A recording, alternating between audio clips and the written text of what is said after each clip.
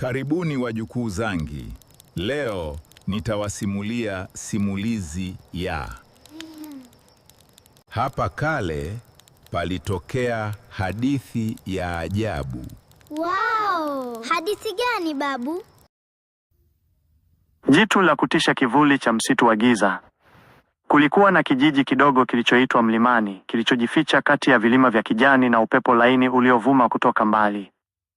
Kwa nje, kijiji hiki kilionekana kama sehemu ya amani na utulivu.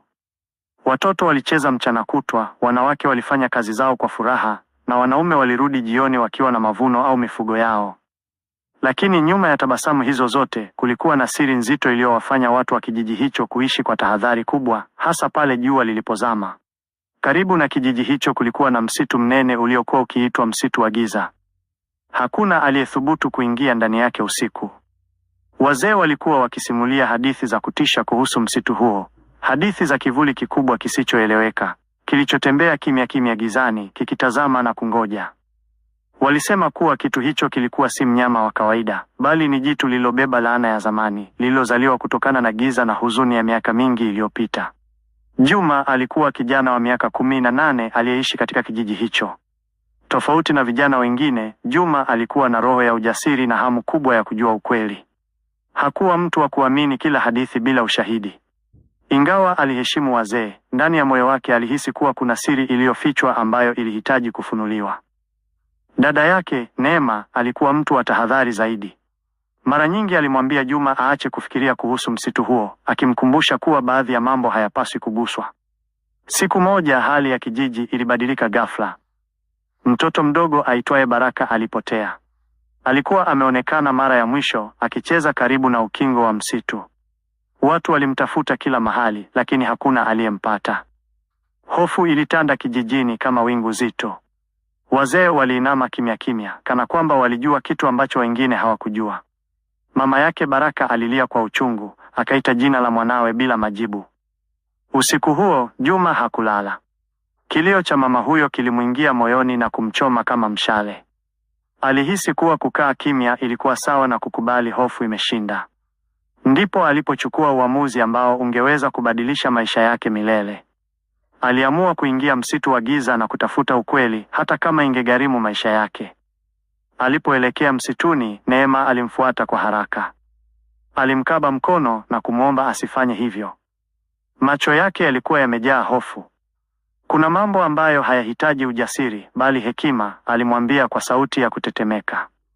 Lakini Juma alimtazama kwa upole and kusema, kama hakuna atakayethubutu, basi tutapoteza wengi zaidi.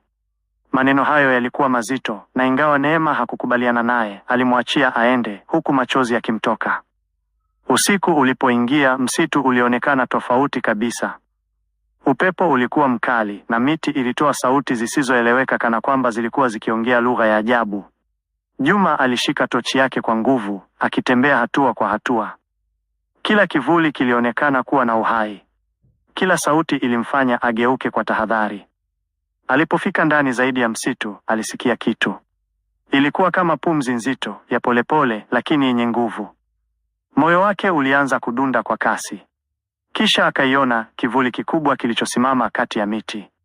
Hakikuwa wazi kabisa, lakini macho mawili mekundu yalionekana kung'aa gizani. Juma alisimama kwa muda, akihisi miguu yake kuwa mizito. Hofu ilimjia kwa nguvu, lakini hakurudi nyuma. Badala yake, alisogea mbele hatua moja. Na hapo ndipo jitu lilipojitokeza wazi.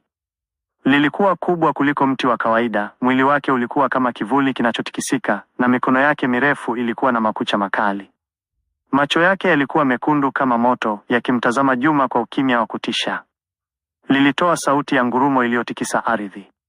Juma alitaka kukimbia, na kwa sekunde chache, alifanya hivyo. Alikimbia kwa nguvu, akipita kati ya miti, lakini alijua kuwa hawezi kukimbia milele. Alijikwaa na kuanguka chini. Kwa muda mfupi, alihisi kuwa huo ndio mwisho wake. Lakini alipoinua kichwa chake, aliona kitu kisicho cha kawaida. Ndani ya macho ya jitu hilo, kulikuwa na kitu kingine kama huzuni. Hakikuwa tu kiumbe cha hasira, bali kilionekana kubeba maumivu makubwa. Kwa ujasiri uliotokana na hali ya kukata tamaa, Juma alisimama wea. Badala ya kukimbia, alizungumza. Wewe ni nani? aliuliza kwa sauti iliyokuwa ikitetemeka lakini yenye uthabiti. Jitu lilisimama kimya kwa muda. Kisha mwili wake ulianza kubadilika polepole. Kivuli kilianza kupungua na ndani yake kulionekana umbo la binadamu. Ilikuwa roho ya mtu aliyekuwa amelaaniwa muda mrefu uliopita. Ilikuwa roho iliyokuwa imefungwa ndani ya giza, ikugeuka kuwa kitu cha kutisha kwa sababu ya maumivu na upweke. Juma alielewa sasa. Hiki hakikuwa kiumbe cha kuangamiza tu, bali kilikuwa mateka wa laana. Alikaribia polepole, akijaribu kuonyesha kuwa hana nia ya kupigana. Kwa maneno ya upole, alianza kuzungumza nacho, akielezea kuwa watu wa kijiji wanaogopa, lakini wanaweza kusaidia ikiwa watapata ukweli. Polepole, nguvu ya giza ilianza kupungua. Mwanga mdogo ulianza kuonekana ndani ya msitu.